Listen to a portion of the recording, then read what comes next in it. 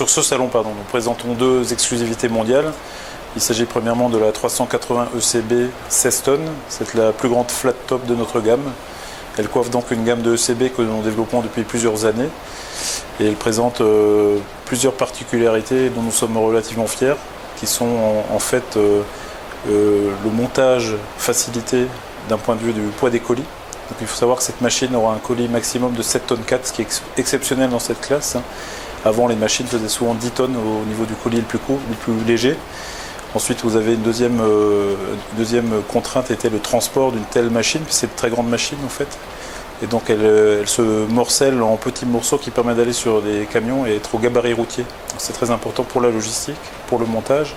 Troisièmement, elle bénéficie de tous les travaux réalisés avec la FNTP pour monter en sécurité. Il faut savoir qu'on a fait de grands progrès ces derniers mois, c'est très récent, sur le montage en sécurité des grues à tours. Et cette machine en est le résultat et le fruit. Deuxième nouveauté, la 65K, donc la petite sœur de la 80K qui avait été présentée à la BOMA. Donc on déclinait la gamme vers le bas.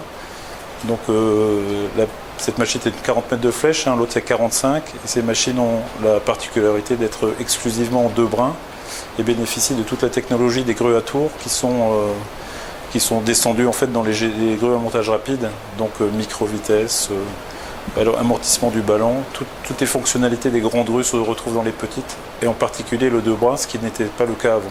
Les grues à tours chez Liebherr, c'est en bon développement. On travaille avec les trois majors et pour nous c'est très bien puisqu'ils sont très exigeants.